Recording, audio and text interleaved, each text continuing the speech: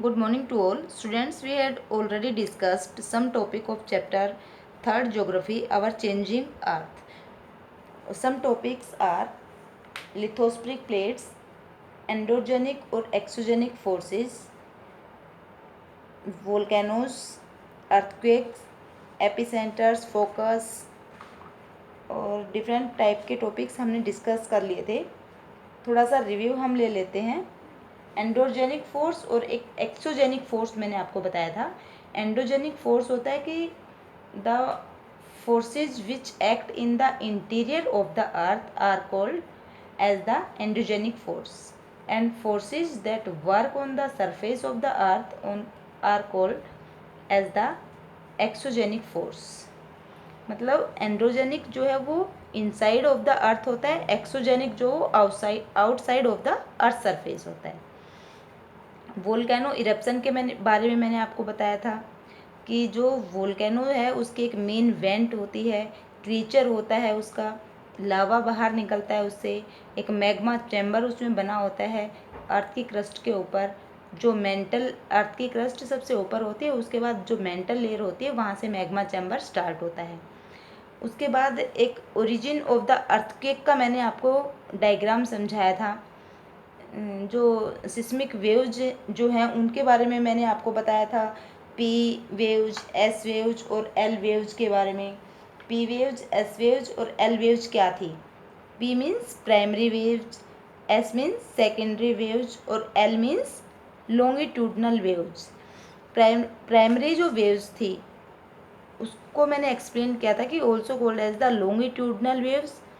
These waves travel with the fastest speed through solid materials. जो secondary थी it means S waves, also called as the transverse waves. These waves can not pass through the liquid materials. Third है L waves. L means long waves, also called the surface waves. These waves affect only the surface of the earth. ये सिर्फ surface of the अर्थ जो है उसी को effect करती हैं. एक सिस्मोग्राफ और एक रिएक्टर स्केल के बारे में मैंने आपको बताया था. सिस्मोग्राफ क्या होता है और एक रिएक्टर स्केल क्या होता है? The earthquake is measured by the Richter scale. Earthquake को एक मशीन के थ्रू नापा जाता है जिसको रिएक्टर स्केल कहा जाता है. इसको चार्ल्स एफ रिएक्टर ने 1935 में इन्वेंट किया था. सिस्मोग्राफ था एक. An earthquake is measured with the machine called as seismograph. Seismograph की जो मशीन है ये आपकी एनसीईआरटी की बुक में यहाँ पे दी गई है. ये है seismograph. Today I will explain the major landforms. Today I explain the major landforms. और in major landforms, work of a river, work of sea waves, work of ice, work of wind, etc. Topics को हम discuss करेंगे. तो let's start the topic work of a river. Major landforms को पहले हम कर लेते हैं थोड़ा सा कि the landscape is being continuously the worn away by two processes, weathering और इरोजन. जो लैंडस्केप जो हैं वो लगातार वोर्न होती हैं वेदरिंग प्रोसेस से और इरोजन जो प्रोसेस होता है उसके थ्रू. जो वेदरिंग है, weathering is a breaking up of the rocks on the earth surface. जो वेदरिंग है अर्थ सरफेस के ऊपर जो रॉक्स को ब्रेकिंग अप करता है वो प्रोसेस वेदरिंग कहलाता है. और erosion is the wearing away of the landscape by the different agents like water, wind and ice. जो इरोजन है वो डिफरेंट एजेंट्स होते हैं, वाटर, विंड और आइस.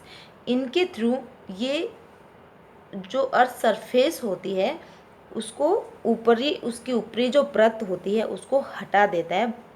इस सिस्टम को हम इरोजन कहते हैं. The eroded materials is carried away और ट्रांसपोर्टेड बाय वाटर, विंड. जो इरोडेड मटेरियल होता है वो एक जगह से दूसरी जगह पे ट्रांसफ़र हो जाता है वाटर के थ्रू या फिर विंड के through. And eventually the deposited, और वहाँ से एक जगह से हट के वो दूसरी जगह पे डिपॉजिट हो जाता है। This process of the erosion and deposition create the different landforms on the surface of the earth.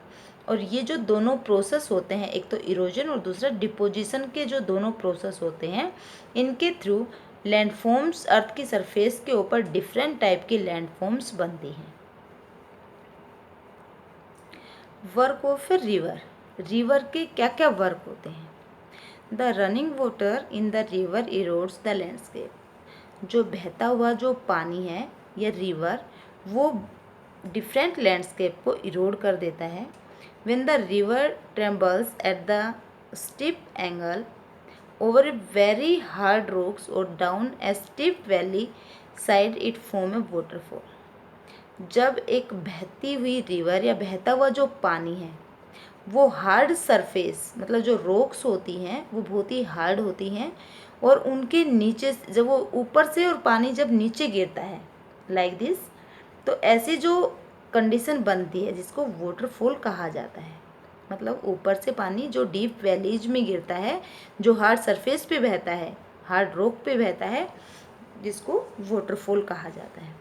As the river enter the plain it twist and turn forming large bends known as the meanders। जब river plain area में enter करती है तो वो twist कर लेती है, कुछ टर्न्स उसमें आ जाते हैं, लार्ज बैंड्स वो बना लेती है, बड़े बड़े बैंड्स उसमें आ जाते हैं, जिसको meander कहते हैं।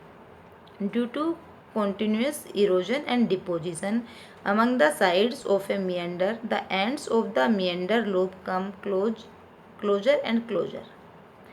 लगातार ये इरोजन और डिपोजिशनल जब होता रहता है तो meanders जो हैं उनके जो किनारे हैं, उनकी जो लूप होती हैं वो नज़दीक आते जाते हैं। In due courses of the time the meander loop cuts off from the river। और ऐसे ही कंडीशन में उसके जो किनारे होते हैं वो उसको छोड़ देते हैं, कट ऑफ हो जाते हैं उससे, फॉर्म में कट ऑफ लेक, जिसको कट ऑफ लेक कहा जाता है, और उस कट ऑफ लेक को ही ओक्सबो लेक भी कहा जाता है। At times the river overflows it banks, कई बार जो रिवर है वो ओवरफ्लो हो जाती है।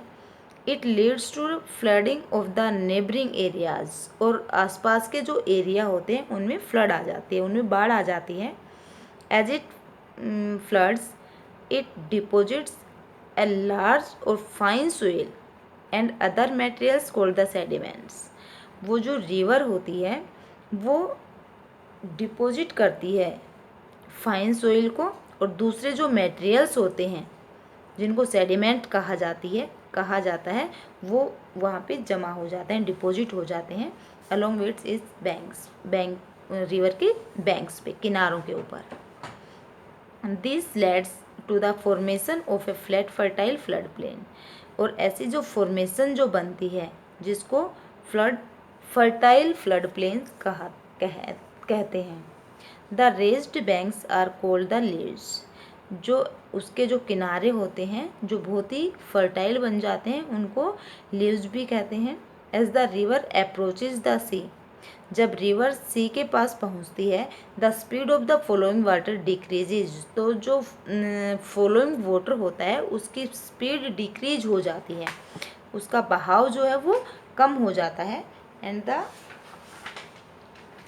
रिवर बिगिन टू ब्रेकअप, जो रिवर है वो बहुत ही स्लो चलने लगती है। Into the number of stream called the distributaries, और जो रिवर होती है वो फ्लड जो प्लेन एरियाज होते हैं उसमें आके बहुत सारी डिस्ट्रीब्यूटरीज में बट जाती हैं, बहुत सारे रिवर्स में वो बट जाती है, मेन रिवर जिसको डिस्ट्रीब्यूटरी कहा जाता है। The river becomes too slow that it begins to deposit its load, each distributaries forms it own mouth. जब रिवर जो है वो बहुत ही स्लो हो जाती है तो वो अपना लोड या अपने सेडिमेंट्स को भी वहाँ पे छोड़ने लगती है, और ईच जो डिस्ट्रीब्यूटरी होती है वो सभी डिस्ट्रीब्यूटरीज का अपना माउथ होता है, द कलेक्शन ऑफ सेडिमेंट्स, और सेडिमेंट्स का जो कलेक्शन है, from all the mouth form A delta, और सभी का जो कलेक्शन होता है उनसे डेल्टा बनता है। जैसे यहाँ पे एक फिगर दिखाई गई है, ये इसकी एक मेन रिवर है, और मेन रिवर से ये डिफरेंट डिफरेंट जो डिस्ट्रीब्यूटरीज हैं ये मेन रिवर से अलग हो गई हैं, जिनको डिस्ट्रीब्यूटरीज कहा जाता है। और हर एक जो डिस्ट्रीब्यूटरी है वो कहीं ना कहीं से अलग हो रही है, जहाँ से अलग होती है उसका माउथ कहा जाता है। एक पीछे एक डायग्राम इसमें आपकी बुक में दे रखा है बेटा, एनसीईआरटी के में। ये ओक्सबो लेक का इसमें जिक्र आया था कि कट ऑफ लेक या फिर उसको ओक्सबो लेक कहा जाता है। जैसे रिवर जो है वो बहती हुई आती है, और बहते बहते क्या करते हैं कि कई बार ऐसे ये एक अलग से ऐसे पानी बह जाता है, और जैसे जैसे पानी ज़्यादा आता है तो इसको कट ऑफ कर देता है, यहाँ से पानी छोड़ देता है, और अलग से जो ये एक जगह बन गई है जिसको कट ऑफ लेक या फिर ओक्सबो लेक कहा जाता है। और ये जो एरिया है, एक मिएंडर का नाम आया था, तो ये जो एरिया जो बच जाते हैं ये वाले जिनको मिएंडर कहा जाता है, और मिएंडर से ही ओक्सबो लेक बन जाती है।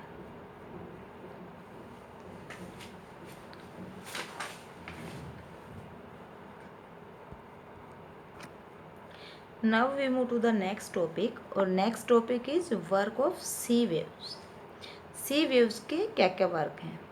सी वेव्स मीन्स समुद्र की जो लहरें होती हैं उनके क्या क्या वर्क होते हैं। The erosion and deposition of the sea waves gives rest to the coastal landforms. जो इरोजन और डिपोजिशन जो होते हैं ये सी वेव्स को रेज करते हैं, जो कोस्टल लैंडफॉर्म्स में बनाते हैं, कोस्टल लैंडफॉर्म्स को बनाते हैं। Sea waves continuously strike at the rocks. जो सी वेव्स होती हैं वो लगातार जो रॉक्स हैं उनको स्ट्राइक करती हैं। क्रैक्स डेवलप, तो क्रैक्स जो होती हैं वो उनमें डेवलप हो जाती हैं। Over time they become larger and wider, और जैसे जैसे टाइम बीतता जाता है वैसे वैसे वो लार्ज और वाइडर बनती जाती हैं। These hollow likes caves and formed on the rock. उसके बाद वो एक केव्स का रूप ले लेती हैं, होती तो वो रॉक्स ही हैं लेकिन वो एक केव्स का, लगातार जो उसको हिट करते रहते हैं सी वेव्स, तो वो एक केव्स का रूप ले लेती हैं, एक होल बन जाता है उसमें like caves. They are called the sea caves, जिसको सी केव्स कहा जाता है। Like this, as this the cavity become the bigger and bigger, only the roof of the caves remains. और लगातार जो है वो जो सी केव्स जो बनी थी वो बिगर और बिगर होती जाती है, बड़ी से बड़ी होती जाती है। ओनली द रूफ इज, केवल उसकी जो रूफ है वही बच जाती है। दस फॉर्मिंग द सी आर्चेस, जिसको सी आर्क कहा जाता है। लाइक दिस, ये सी आर्क है। Further erosion breaks the roof and only walls are left. कई बार क्या होता है कि ऊपर की जो रूफ होती है, छत जो है वो भी हट जाती है, और सिर्फ जो वॉल है वही बच जाती है। These wall like the features are called the stacks. और ऐसी जो फिगर बनती है, अगर छत भी हट गई है, साइड से भी हट गया है, इट मीन्स वो जो फिगर बची उसको हम स्ट्रैक कहते हैं। Like this, the steep rocky coast ranging almost the vertically above the sea water is called the sea cliff. The sea waves deposit sediments along the shores forming beaches. और ये जो सी वेव्स जो होती हैं यही sediments को deposit करती जाती हैं शोर्स पे, किनारों पे, जिससे बीचेज की फॉर्मिंग बनती है। बीचेस की फॉर्मिंग बनती है मतलब बीचेज जो हैं वो बन जाते हैं। इनके कुछ पिक्चर्स मैं आपको शो कर रही हूँ बेटा, कुछ पिक्चर्स आपको शो कर रही हूँ बेटा मैं। ये जो है ये एक डेल्टा की पिक्चर बनी हुई है। जो डेल्टा की पिक्चर है वो आपके एनसीईआरटी की बुक में भी है, पेज नंबर 16 पे बनी हुई है। This is the delta. और सी केव्स का जहाँ पे जिक्र आया था, तो ये सी केव्स है due to the gradual erosion of the weak and strongly joint the rocks by the sea waves. ये सी वेव्स है क्योंकि इसमें से पानी आर पार आ जा सकता है। ये रॉक है और रॉक के अंदर से बार बार पानी ने जब हीट किया इसको तो ये सी केव्स बन गई। उसके बाद सी आर्क हमने पढ़ा था, सी आर्क के बारे में पढ़ा था। तो यही जो सी केव्स थी वो बड़ी होती चली गई जब बार बार इस सी वेव्स ने हीट किया, उसके बाद ये पोजीशन बन गई और ऐसी जो कंडीशन बन गई उसको सी आर्च कहा गया। इसके बाद जब ये पानी ने इसको बार बार हिट किया तो बार बार हिट करने की वजह से इसकी जो रूफ थी वो रूफ भी हट गई, तो ये क्या बन गया, सी स्टैक, स्टैक बन गया ये, this is the stack. Sea cliff जो है उसकी आप पिक्चर देख रहे हो, ये सी क्लिफ है और ये बीचेज है, दिस इज द बीचेस। कुछ ग्लेशियर्स की इसमें पिक्चर दी है। एक मोरेनाज जो है वो भी आगे आएगा अभी आपकी बुक में। ये मोरेनाज है, ये मशरूम रॉक है जो मशरूम के टाइप का है। मशरूम जो है वही है जो वेजिटेबल हमारी होती है, उसी के टाइप की होती है, इसलिए इसका नाम मशरूम रॉक रख दिया गया है। इसके बारे में अभी आपको एक्सप्लेन कर रही हूँ। Work of ice, glaciers are rivers of the ice. Glaciers क्या होते हैं, जो आइस की रिवर होती है उन्हीं को ग्लेशियर्स कहा जाता है। Which erode the landscape by the bulldozing soil and stones to expose the soil rock below. जो ग्लेशियर्स होते हैं ये वर्क, आइस के वर्क दिखा रखे हैं कि जो आइस है, जो बर्फ़ होती है उसके क्या क्या वर्क होते हैं। जो आइस की रिवर्स होती है उन्हीं को ग्लेशियर कहा जाता है। जो बुलडोजिंग सोइल होती है, जो सॉलिड जो सोइल होती है, जो स्टोन्स होता है, उसके नीचे से जो रॉक्स होती हैं वो अपनी जगह को उसके नीचे से इरोड कर लेती हैं and export the solid rocks below. और जो सॉलिड रॉक्स होती हैं वो उसके नीचे से बहती हैं, उसके नीचे होती हैं solid rocks. Glaciers carve out deep hollows, जो ग्लेशियर्स जो हैं वो डीप होलोज होते हैं। As the ice melts they get filled up with the water and become the beautiful lakes in the mountains. जो आइस जो है वो मेल्ट होती है, बर्फ़ जो है वो पिघल जाती है और उसके बाद वो जो गड्ढे जो होल्स हो जाते हैं उसमें वाटर भर जाता है, पानी उनमें भर जाता है और ब्यूटीफुल लेक्स बन जाती हैं इन द माउंटेन्स, माउंटेन्स के अंदर।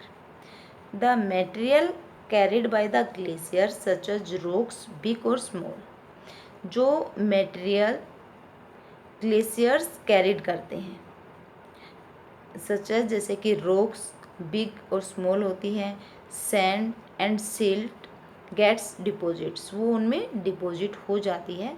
These deposits from the glacier moraines, ऐसी जो डिपोजिशनल होती हैं, ऐसे जो डिपॉजिट्स होते हैं उनको ग्लेशियर मोनर्स कहा जाता है। Next topic is work of wind. Wind के क्या क्या वर्क होते हैं। Have you ever visited a desert, आपने कभी डेजर्ट की विजिट की होगी। Try to collect some pictures of the sand dunes, तो आप सैंड डून्स की पिक्चर को कलेक्ट करने की ट्राई कीजिए। An active agent of the erosion and deposition in the desert is wind, जो एक एक्टिव एजेंट होते हैं कौन कौन से, एक तो इरोजन और दूसरा डिपोजिशन, दोनों ही डेजर्ट में होते हैं। जो हवा होती है उनसे ये इरोजन और डिपोजिशन की प्रक्रिया जो है वो चलती रहती है। In deserts you can see rocks, desert में आप रॉक्स को देख सकते हो in the shape of a mushroom, mushroom की शेप में, जैसे आपको अभी मैंने दिखाई थी मशरूम की shape. Commonly called the mushroom rock, और उसको कॉमनली मशरूम रॉक के नाम से जाना जाता है क्योंकि वो एक मशरूम टाइप बेस्ड होता है, वो उसके जैसे ही होता है, वेजिटेबल के जैसा ही, इसलिए उसका नाम मशरूम रॉक दे दिया गया है। Winds Erode the lower section of the rock more than the upper part, जो विंड्स जो होती हैं वो यूजुअली लोअर सेक्शन को इरोड करती रहती हैं और जो अपर पार्ट जो होता है वो कम घिसता है, अपर पार्ट को ज़्यादा इरोड नहीं कर पाती है। विंड जो है वो बार बार ऐसे ऐसे राउंड शेप में घूमती रहती हैं और वो जो लोअर सेक्शन है उसको इरोड करती रहती हैं। And therefore such rocks have a narrow base and the wider top। इस तरह से वो जो रॉक्स होती हैं उनका बेस नैरो हो जाता है और उनका टॉप जो है वो वाइडर बन जाता है। When the wind blow, और जब विंड बहती हैं, जब हवाएं बहती हैं, it lifts and transported sand from one place to another। तो बहुत सारे सेडिमेंट्स को जो विंड्स हैं, बहती हुई जो विंड्स हैं, वो एक जगह से दूसरी जगह पे ट्रांसपोर्ट कर देती हैं।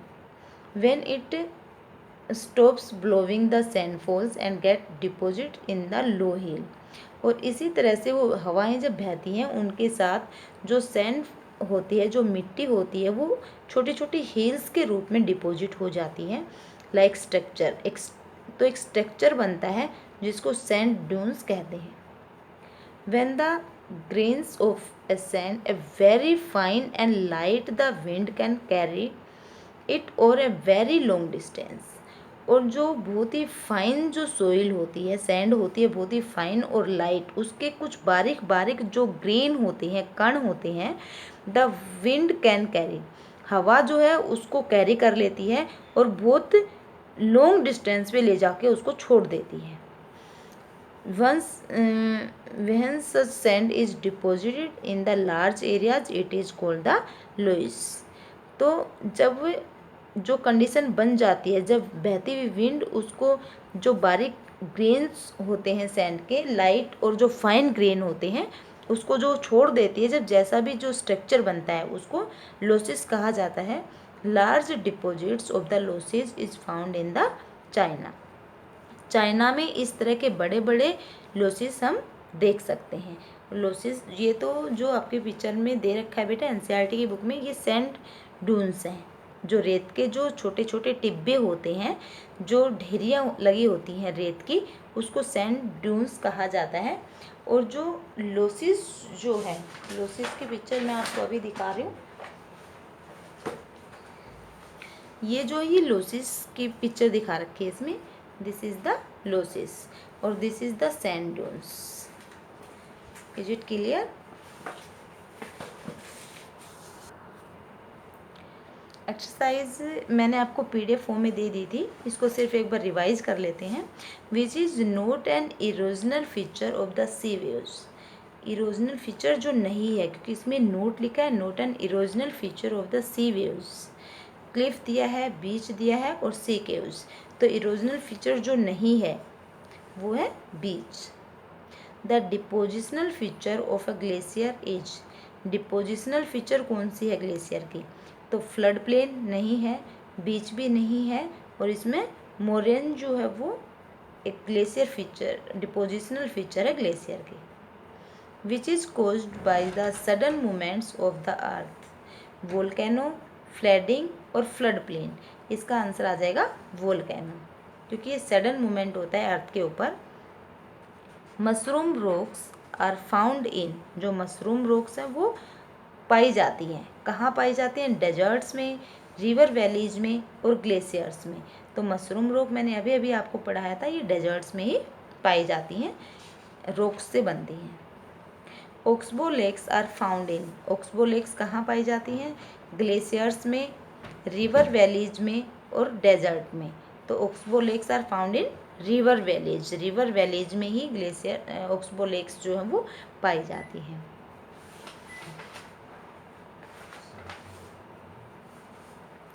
मैचअप्स दिए हैं इसमें। ग्लेशियर जो है उसको रिवर ऑफ आइस से मैच करेंगे। जो मिएंडर है, मिएंडर को रिवर से मैच करेंगे।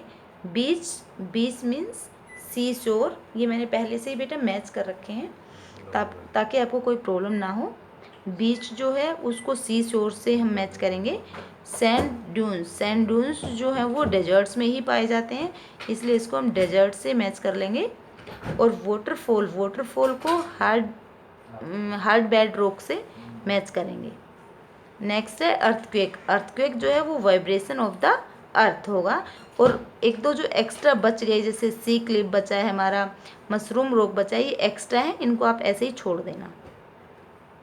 और ये एक्सरसाइज सिर्फ और सिर्फ बेटा आप नोटबुक में नहीं करेंगे, सिर्फ और सिर्फ आप बुक में ही करेंगे। एक दो मल्टीपल चॉइस क्वेश्चंस और state whether true or false भी हम कर लेते हैं। जो फर्स्ट है, which one of the following pairs is not a correct match. जो करेक्ट मैच नहीं है उसको हमें बताना है। बीचीज को है sea waves, oxbow lake river, mushroom rocks जो हैं ये विंड से ही होती हैं, और लूसिस जो है वो ग्लेशियर। तो is not a correct form पूछा है, तो नॉट ए करेक्ट फॉर्म में आ जाएगा लूसिस और ग्लेशियर्स। नेक्स्ट है, which one of the following scale is use to measure the intensity of an earthquake. Earthquake को नापने की एक इंटेंसिटी है, उसका नाम हमें बताना है। तो फर्स्ट है विंड वैन, सेकंड है रिएक्टर स्केल, थर्ड है मोहो स्केल, और फोर्थ है नन ऑफ दीज। तो मैंने आपको बताया था अर्थक्वेक की इंटेंसिटी को नापने के लिए रिएक्टर स्केल का यूज किया जाता है, जो चार्ल्स एफ रिचर्ड ने 1935 में इन्वेंट किया था। ट्रू फॉल्स हैं, the earth structures are permanent. क्या अर्थ का स्ट्रक्चर परमानेंट है?